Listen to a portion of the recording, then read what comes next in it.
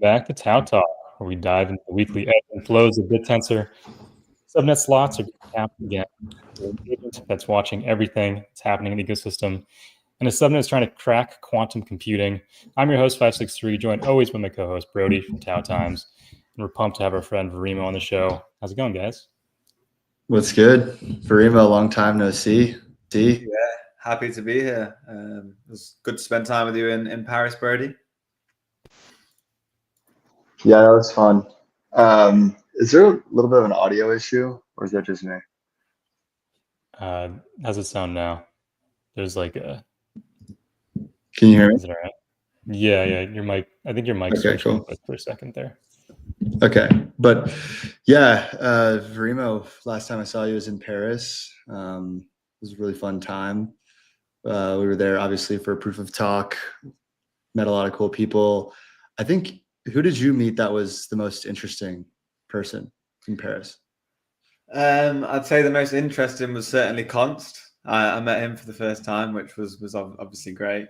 I met this really, really smart 16-year-old who we'll probably speak about a little later on. He's the owner of the MANTIS subnet, which has just come out. There's a lot of hype around that on Twitter. I met some interesting people who work at Is it Mentat? Your friends? Yep. Mentat Minds. Yeah. They seem like cool guys. But yeah, overall it was a really, really positive experience. Wild to see BitTensor at the Louvre. So, yeah, I was happy to be there. Awesome. Yeah, Paris is a fun city too. Be a really fun time. Beautiful. Awesome, dude. Well, yeah, we have a lot to go through this week. I'm glad you're on, man. It's gonna be a fun one. Let's just dive in there. Let's go through the week's headlines. We had Gaia updated their new dashboard. Really cool output. I want to just play around with it for a second here, where you can see the Earth and all of its glory, and they have their outputs here for what their miners are predicting for wind patterns, for dynamic pressure, for like temperature, and you can play around with it and hit the go button and watch the simulations live. Really cool. And honestly, I can't stress enough how nice it is to have dashboards or websites showing, like, for non-technical people, the results of the subnet. And I think it's just a really cool marketing tool. So right on it. Good job, Gaia team. And yeah, what do you guys think of this? Yeah, I need these weather predictions for Austin because we somehow randomly get spurts of hail and crazy storms out of nowhere.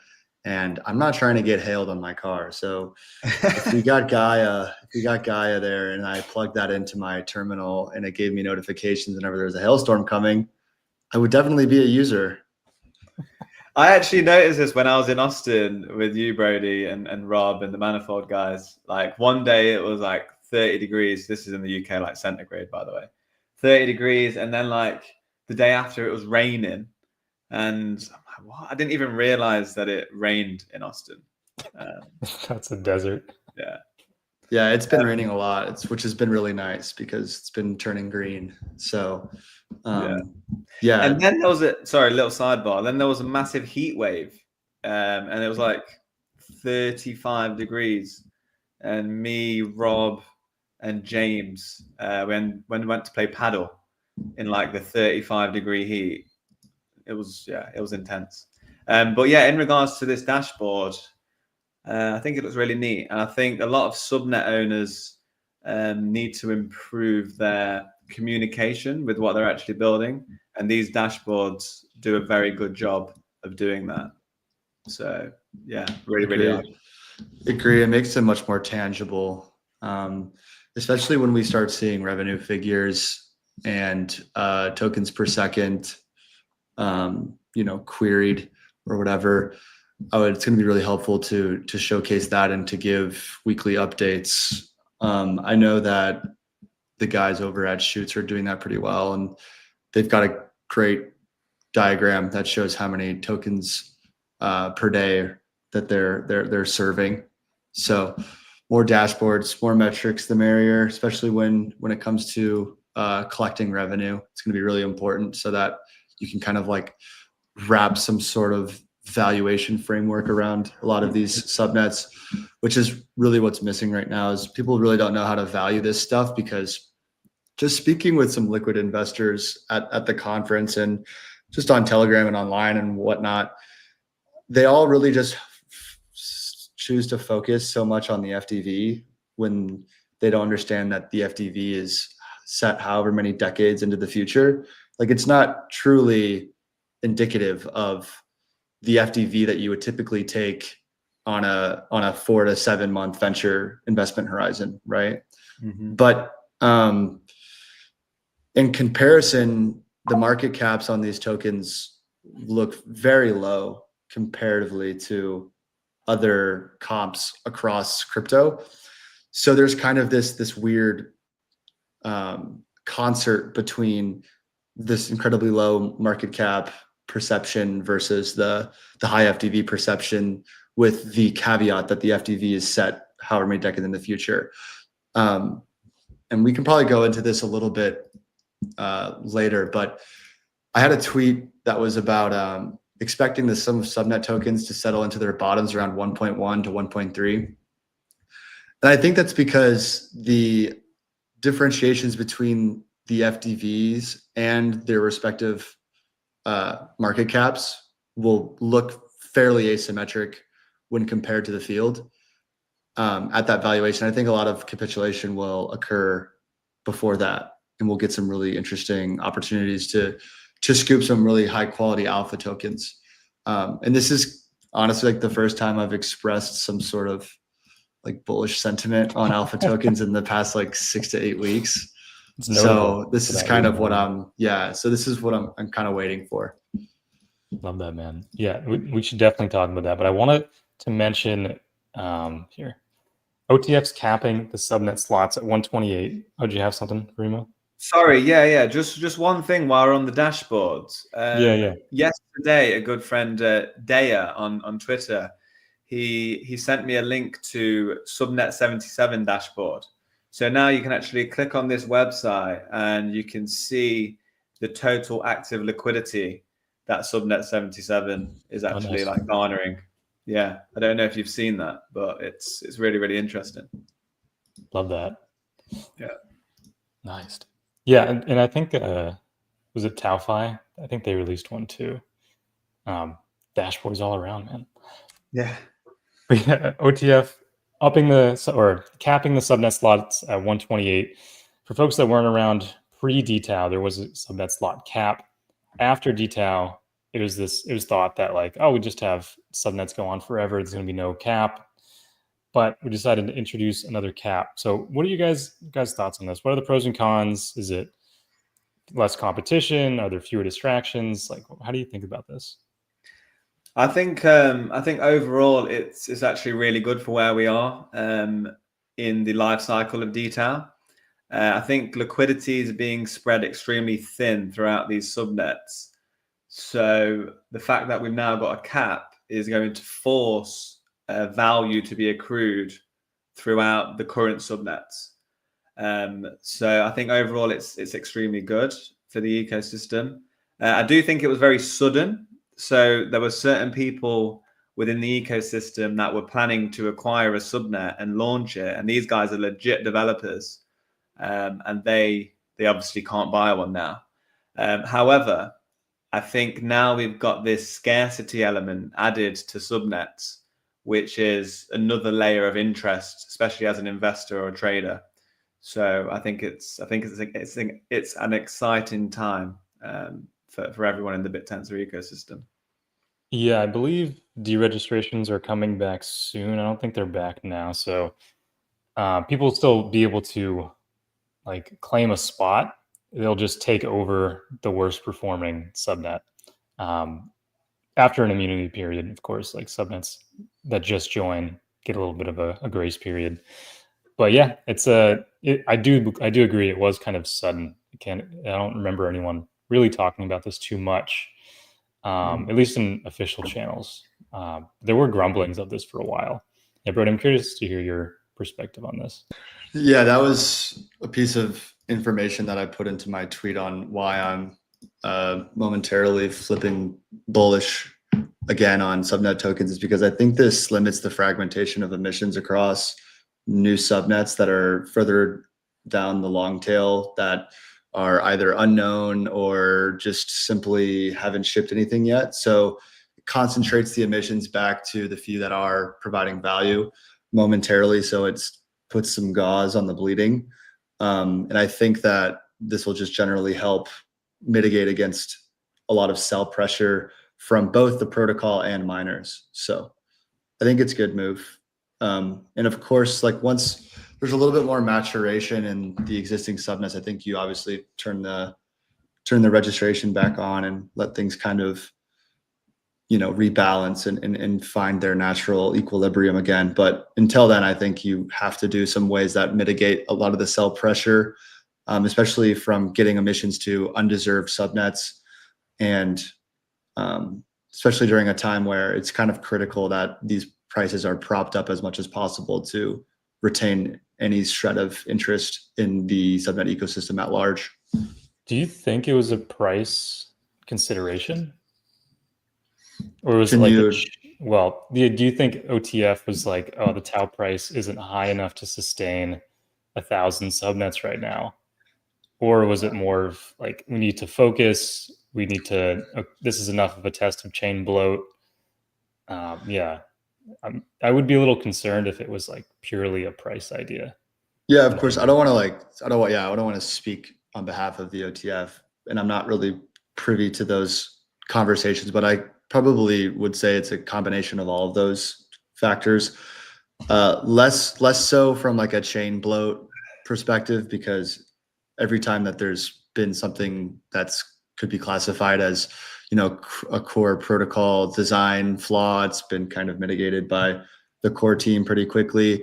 I would say it's probably more to shift focus and to probably sustain the price a little bit, just because there has been a lot of conversation around this proposal to change, you know, the core protocol design with root prop selling or root network selling emissions. So I think this is a way to kind of appease some people who have a strong belief that root should be completely destroyed, and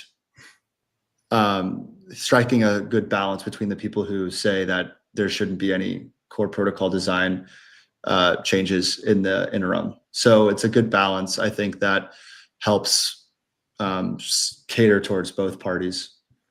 Yeah, I think this allows capital to be concentrated with the subnets we currently have, and as Brody alluded to, that obviously increases the amount of capital that these subnet owners receive in terms of dollar value with the emissions, and then they can reinvest that capital into their teams, into their infrastructure, and into their marketing, which will then obviously naturally allow more and more people to use these products, or even naturally just get into the BitTensor ecosystem.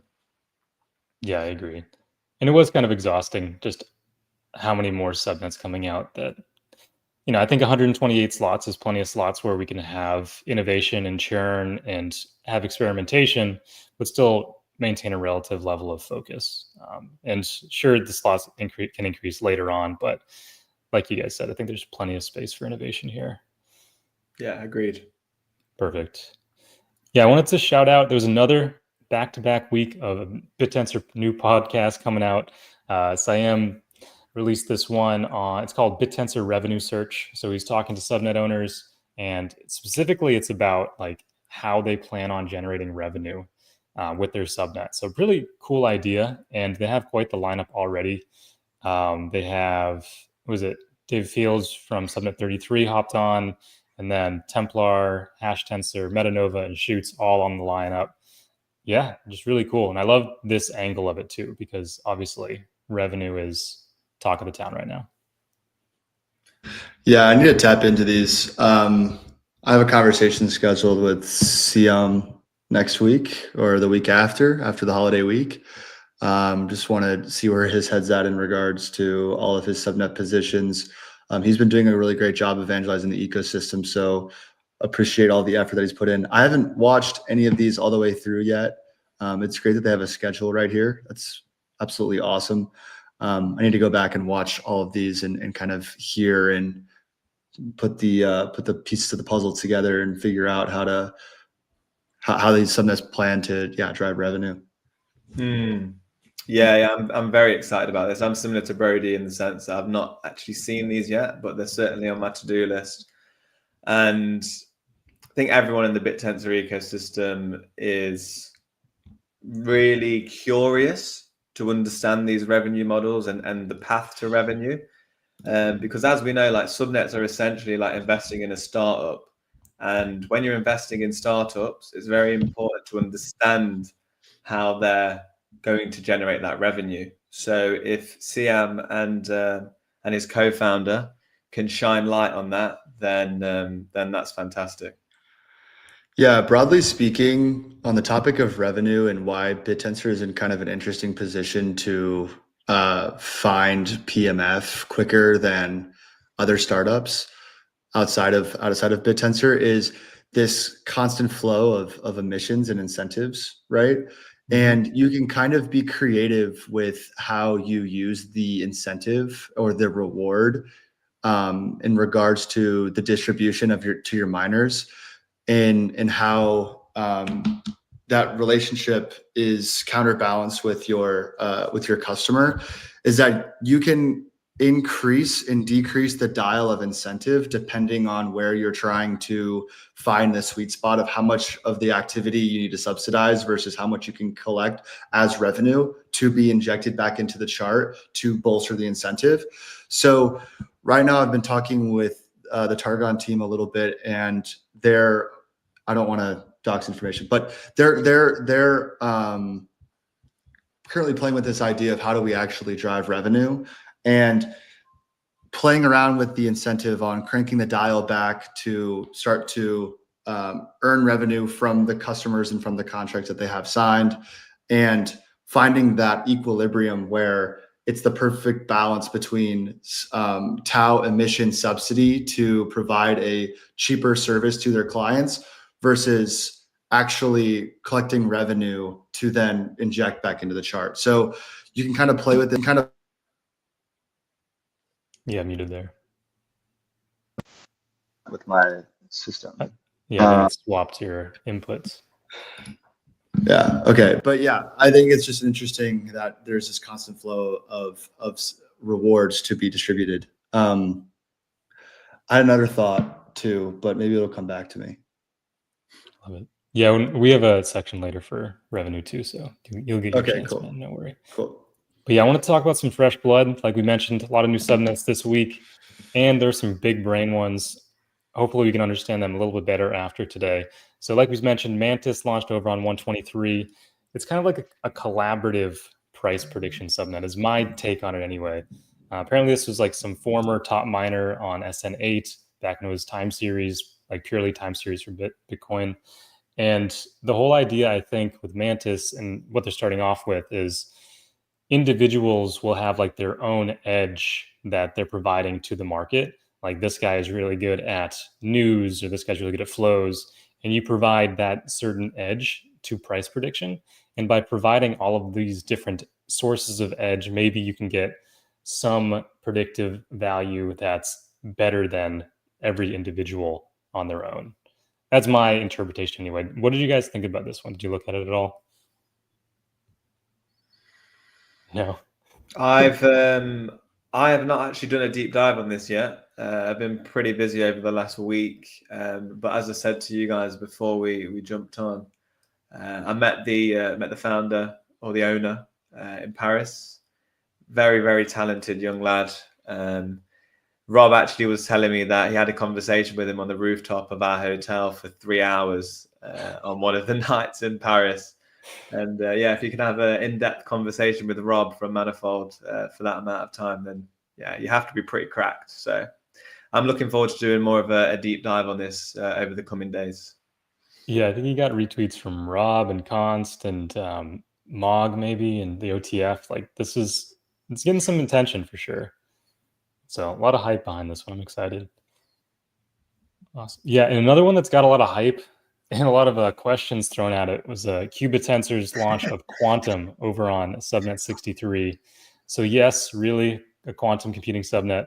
They're starting off with verifiable circuits, and I'm not going to pretend like I understand how quantum computing works, but my understanding is they're starting small and iterating from there to harder and harder problems. And yeah, this got a lot of flack because I remember they changed their name like on their key, and people were like, why did this just all of a sudden change to quantum? And people started aping it because it was a quantum subnet, and it got some flack. And then you had cons tweeting and messaging and saying it's a scam until proven otherwise. Yeah, it was carnage. But it seems legit, at least legit in their intentions. So I'm excited to watch this one grow. Best of luck to qBitTensor and Quantum over here. But yeah, any thoughts on this one, guys? I know this one's a bit heady. I think it's a very interesting concept for sure. We just need to understand more about the team, understand whether they can deliver. But quantum computing's a very, very hot topic right now. So purely as an investment and as a trade, I think it's a good opportunity. Although I'm staying away from it because unfortunately I sold my ATX before this actually got announced. So I'm a little bit salty about this one because I would have done like a 5 to 8x on this, but yeah. Tale as old as time, man. Can't tell you how often we've sold too early. It happens to the best of us. Yeah, but best of luck, new 63. Exciting to see. And then one more for this week. Swarm launched on 124. These guys are building open source drone autopilot technology. So it's these dynamic scenarios that are being generated, and then drone operating autopilot code is being rewarded for finding really fast or really efficient routes through this 3D maze, basically, that they're creating. So some really cool like robotic tech being built on Bittensor these days. I know Synth announced something too back in Paris as well. So it's cool to see like some work in the robotics field too. Yeah, this big opportunity in robotics.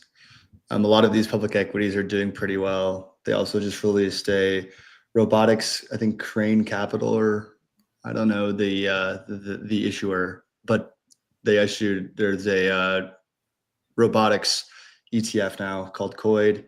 It tracks a lot of these process automation stocks, or it holds a lot of process automation stocks, robotics manufacturers, rare earth metals.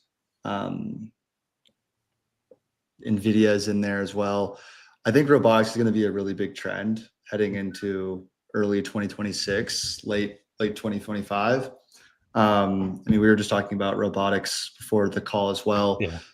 Really huge narrative coming down the pike, and it's cool to see there's a little bit of exposure here being built within TAO natively. Yeah, how do you think about that whole idea of TAO as an ETF of these different startups and all these different like AI themes? I mean, I think that's pretty correct. You've got TAO is balanced, right, across different holdings in form of emissions allocating to different subnets. You've got 120, what would we say, 128 different unique use cases. Some of them are competing use cases, which is inherently interesting. I think it's like a pretty good framing for how to understand TAO. Of course, it's not like a pure play index where it's selecting all of the best, highest valued stocks or I guess assets across a wide board, but it's all contained to the ecosystem. But generally speaking, yes, thematically, it does track the wider AI robotics space.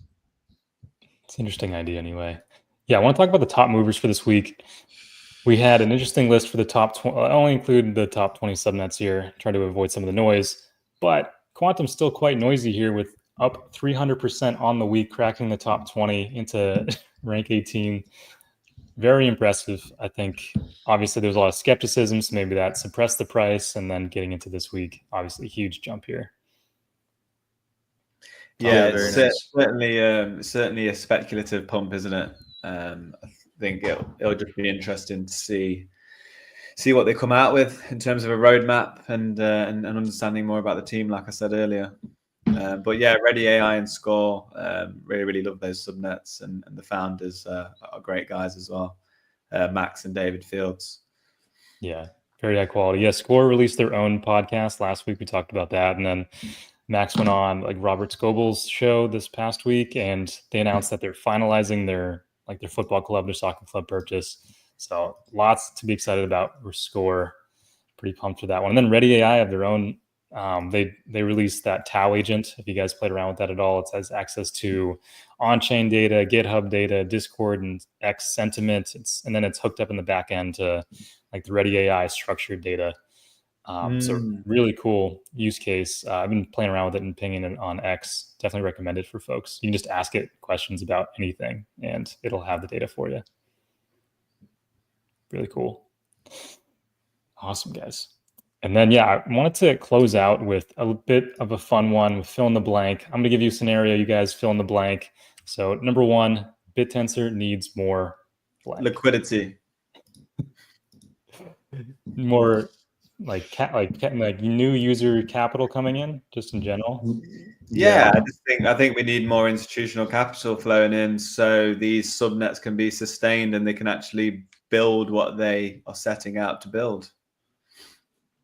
I think that's the obvious answer. I think Varimo is correct. What is liquidity? Yeah, I like that. I was going to say like academic interest and that sort of thing too, like academic legitimacy. I know that's kind of like a mid-curve answer. No, but we do not need more of that. Bro, we need liquidity. I agree from like a price perspective, but from a long-term perspective, if we want to be active in like AI R&D research, I think you kind of have to get in with a lot of these institutions, or at least not for them to like join your side, but to understand that you're a part of, like you're a player, to build off of the work you're doing, and so you can like have that rapport. I think that is important. But I agree, short-term liquidity is definitely good. We've got some top-tier quantum computer scientists in the BittensOr ecosystem now. Now we do, man. We have them. We're poaching all of the scientists from everywhere. But number two, investors really should be paying attention to blank. Is it liquidity again? Investors should really be paying attention to, this is a good one. I guess the fundamentals. Let's just say the fundamentals. So I'm going to publish a TAO Times here tomorrow after a long break of not publishing one. The reason why I have not been publishing them is A, I've been too busy, and B is because these take a lot of effort to consolidate and aggregate all this information. So that right there is fundamental, pure play fundamentals. So paying attention to the fundamentals, I literally have not had time to aggregate all of the fundamental developments, which is a green flag, of course. So keep paying attention to the fundamentals. Yeah, I like that answer, and I agree with Brody. I think another one for me is teams. Investors should be paying a lot of attention to teams, because if the team isn't cracked and they're not trial and tested, and they've not got like an in-depth background within that said field, then we know that they can't deliver on that goal. So for me, understanding the teams is very important when I'm allocating capital. Yeah, especially teams that follow through with what they say they're going to do. Correct. Keep teams accountable, ask for statuses, and just try not to get too sidetracked, because there are a ton of teams building, but find the areas that interest you and just stick in there and ask questions and try to understand it as best you can, because odds are you're not going to be competing with too many people, because there's so many different places you could be focused on, and you could be the master of that niche. That's my advice anyway. Yeah. All right, last one. Blank is in line to generate the most revenue. That's hard. Well, I would have had a better answer had I listened to Siam's That's revenue search call, I would have been able to think critically about this. I think the furthest along to generate any meaningful amount of revenue are inference and compute providers, simply because I think that they have the most amount of adoption. Now, generating revenue is different than generating or becoming profitable, right? So if we're talking about turning on the revenue switch, I think that these have a much higher probability of doing so. So Shoots and Targon specifically, even Cilium. I believe that the revenue models are more clear cut there, and revenue does not necessarily mean profitability. Do I think that profitability will be achieved on these subnets and in this business model in general, more broadly speaking, across AI inference provisioning? It's probably going to be a while. I think it's too hard to tell. But yes, I would say 64 and 4, 51. Yeah, I was also going to say Targon as well. Like spending a lot of time with Rob and the team over there. They're working on some really, really interesting stuff, and revenue is at the forefront of the conversation, which is obviously really important. But another answer for me is TAO hash. Naturally, we've seen this. We've seen the rise of TAO hash in a very short period of time. I think they've mined like nearly 13 Bitcoin in the last month, which is pretty impressive. And if JJ and Voon manage to get on board Foundry or Antpool, I know they're in conversations with them. Who knows whether they can get them over the line. But if they do, then all of a sudden TAO hash could be accountable for 2 to 5% of the total Bitcoin hash power across the world. So yeah, I think TAO hash is also an option. I like those. Yeah, those are all what I was going to say too. But I'll throw gradients in the ring just because I think folks are already paying for those products to fine tune their own bespoke models. And then I know I've been critical of prediction subnets in the past, but I think PTN obviously is doing a great job getting to where the customer is. And if you're making people money, they're a lot more likely to let you have some money. So I think they're doing a good job in that way too. But yeah, I mean, I think this really shows how many different opportunities there are to generate revenue. Like these are all different business models. Like we can even throw like Templar in the mix too. If you get to the point where you have this giant model that a lot of people are using, that's obviously some place to generate revenue as well. It's very impressive that we have all these different business models building on a network like this. Yeah, I think just one quick note on that. There's been a lot of like FUD around BittTensor and DTAO over the last couple of weeks, but I think sometimes we do really need to step back and have a lot of gratitude for the ecosystem that we're participating in. When we compare BittTensor to the rest of the crypto market, it's a night and day difference. Like, yeah, these subnets are genuinely creating value, depending on which ones you're looking at, of course. But that's another point. Like in this infantile ecosystem, you're always going to get bad actors. So you have to take that with a pinch of salt and understand that this is a superior asset within the crypto sphere. So 100%. Love that note to end on. But Varimo, really appreciate you joining us today. Where should folks go if they want to learn more about what you're working on? Yeah, just check me out on X, Varimo Trades. Every time I see Brody, he addresses me by Varimo Trades. But yeah, that's where you can find me. Love it, man. And thanks for having me on the podcast. I've really enjoyed it. No worries, dude. Yeah, thanks everybody for tuning in. Be sure to subscribe to the TAO Times newsletter. We'll actually get one this week. If you want an even deeper dive into this week's updates, we'll see you all next week. Thanks, everybody.